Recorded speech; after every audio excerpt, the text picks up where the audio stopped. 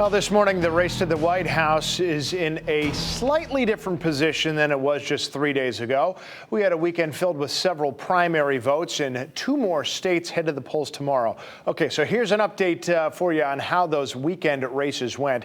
Donald Trump still is the Republican presidential frontrunner, but he didn't exactly clean up on Saturday. He did win Kentucky and delegate-rich Louisiana, but it was a strong weekend for Ted Cruz. He won 2 states on Saturday, Kansas and Maine.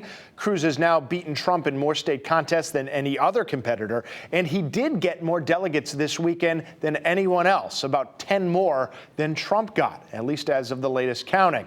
Marco Rubio won the one race that was on Sunday, Puerto Rico, and he did so by a wide margin with 73% of the vote there. So that means he won all of Puerto Rico's delegates.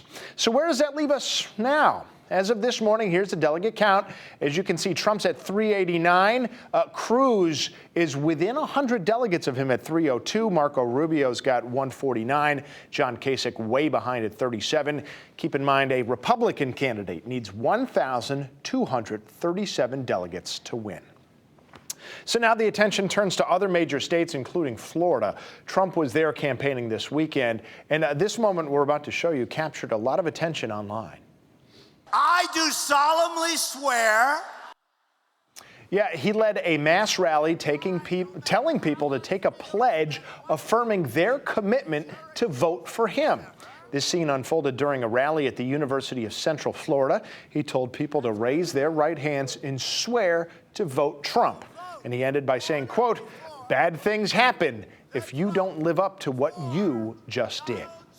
Well, over on the Democratic side, some good news for Bernie Sanders. He did win 3 out of the 4 Democratic contests this weekend. He pulled in more votes and therefore more delegates in Maine, Kansas, and Nebraska.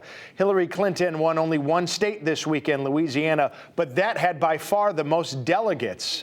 So we know she had a strong showing on Super Tuesday, and believe it or not, even though Sanders won 3 of the 4 states over the weekend, they pretty much won the same number of delegates. They fought each other to a draw.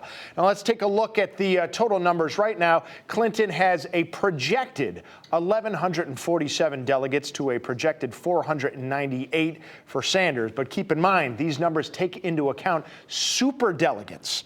And that means those super delegates can still vote whichever way they want, and they do tend to favor the front runner. So that lead is not as large as it looks, and certainly they're both a long way away from the 2,300 or so you need to clinch the Democratic nomination. So both candidates went head-to-head in a debate in Flint, Michigan yesterday, and as Kim Hutcherson reports, much of the focus there was on that city's water crisis.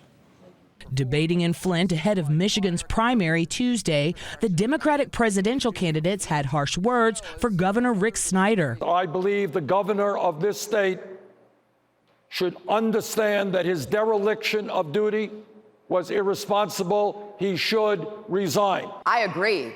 The governor should resign or be recalled. Snyder responded to calls for his resignation while the debate was still going on. In a series of tweets, he blamed the crisis on bureaucracy, listed steps he's taken for the city, and added, "My track record is getting things done, and I want to get this done." In the debate, Clinton also backed legislation that would provide federal funds to replace pipes. I support 100% the efforts by your senators and members of Congress to get the money from the federal government in order to begin the work that must occur to fix the infrastructure. A bill sponsored by Michigan's Democratic senators would provide $100 million in federal funds for infrastructure repair. But Republican Senator Mike Lee is blocking a vote. He says it amounts to federalizing Flint's water system. Former Michigan Governor Jennifer Granholm called him out by name Sunday.